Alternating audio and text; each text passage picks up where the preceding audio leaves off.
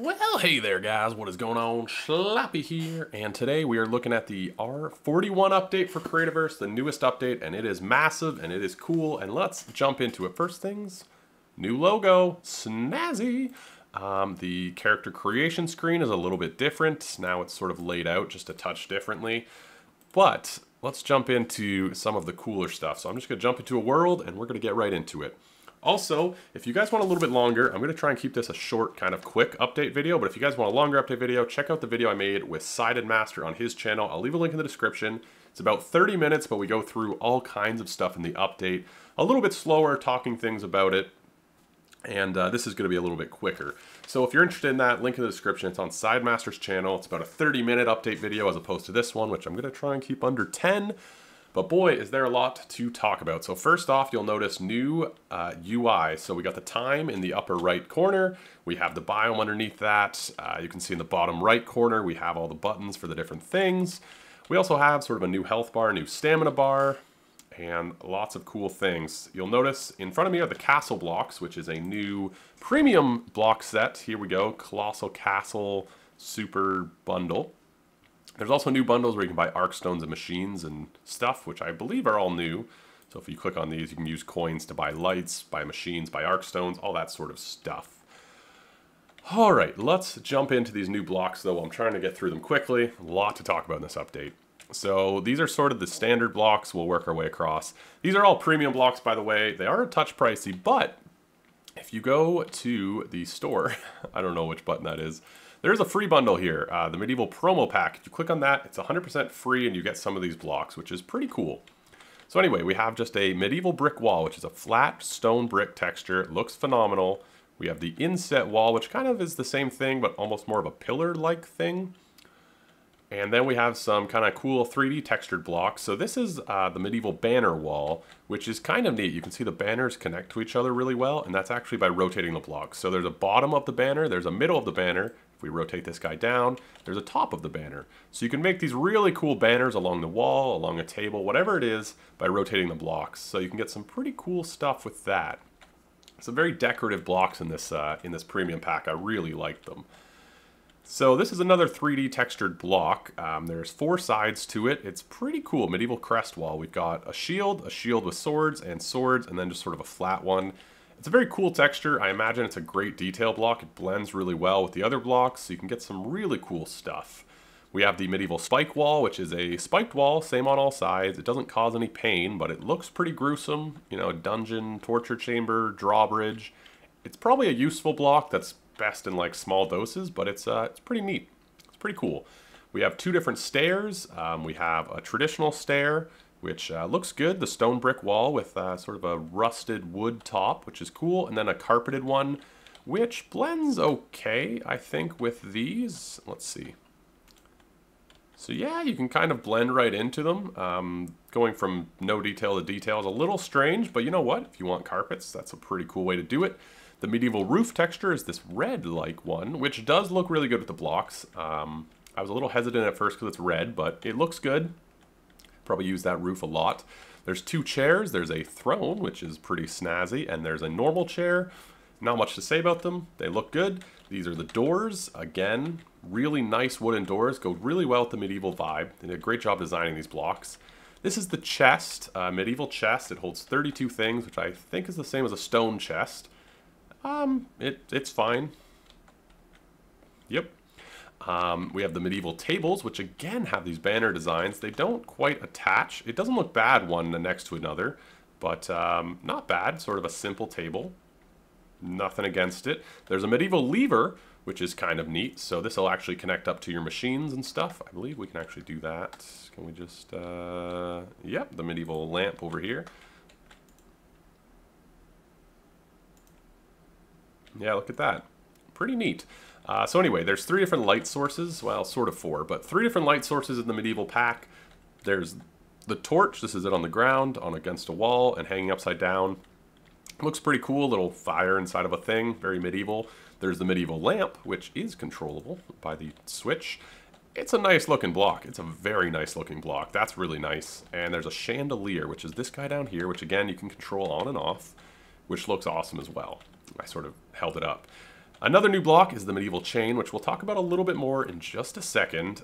The last block is the medieval fireplace, which looks really good. Again, toggleable, which is cool. And yeah, all these blocks fit really well together, really well designed. So the medieval chain is kind of cool because it acts as a ladder or a vine. You can climb up and down it. You can also walk through it, which is a bit of a change. Vines you can't walk through. So that's really cool. The other thing about these chains, which is kind of neat, well, let's, is you can rotate them like this. So you can, oh, hello. So you can rotate chains and then climb on them upside down. So I'm actually climbing through the air right now. You can also now do this with ladders. So you can rotate ladders and have some really cool mechanics. You know, you have to jump up here and sort of balance your way through or whatever. So I imagine some adventures, some obstacle courses. I think these chains are going to be kind of cool for that stuff. But anyway, that's all the medieval blocks premium bundle. We're 6 minutes into the video. Let's see if we can get through the rest of this a little bit faster. So let me cut to a new world where we can try out some of the other things that are in this update. Alright, we are in the Project Singularity world. We will check out some of the newer things. So, one thing they did was a lighting update for the sword. So you can watch my sword as we get closer to the light. There's some pretty cool dynamic stuff. Small change, but pretty neat. Now, a lot of changes in this come from some pretty interesting things here.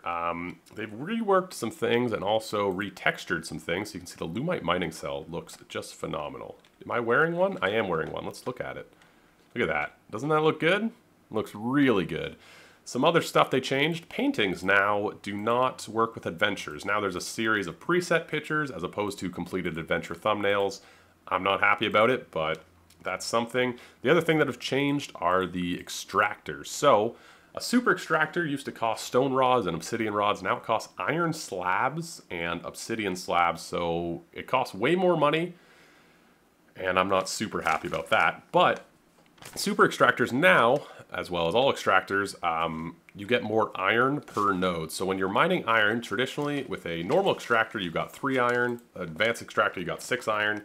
And this one, you got 9 iron. Now you get a 15 iron with the highest level of extractor, 10 iron, and 5 iron. So you get more iron per, but now the super extractor costs iron. So I'm guessing advanced extractors will be a little bit more valuable. The other thing they changed was TNT. If we go down to TNT here.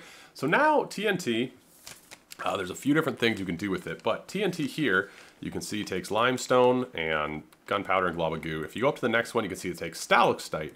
So with the TNT now, whatever the third ingredient is the level that it can blow up. So this is made with stalactite. You can actually blow up stalactite layer with it now. With the advanced TNT, it's made with lava, so you can blow up stuff in the lava layer now. With a super TNT, you can blow up corruption. So now TNT is way more powerful and makes a little bit more sense. Can remove corrupt layer blocks. So it also says it in the description. The other thing which is really cool is you can now apparently process coal to get gunpowder. Let's try it out in my little house here. Let's try it out and we can show off the best part about this update at the same time. So if we go in here, let's go downstairs. Bloom, bloom, bloom. If we open up a processor, we have some coal. Coal turns into gunpowder. That is fantastic. That is fantastic.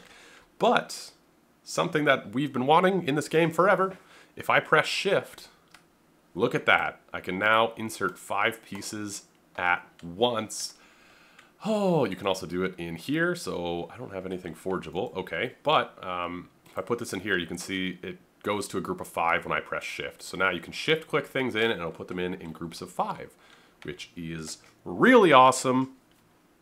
There are a lot of changes in this video. Once again, you can check out Sidemaster's video I did on his channel, which we go a little bit more in depth. There's a few changes with graphics. You can see these look a bit different. The glider is a lot smoother to fly now, which is pretty cool.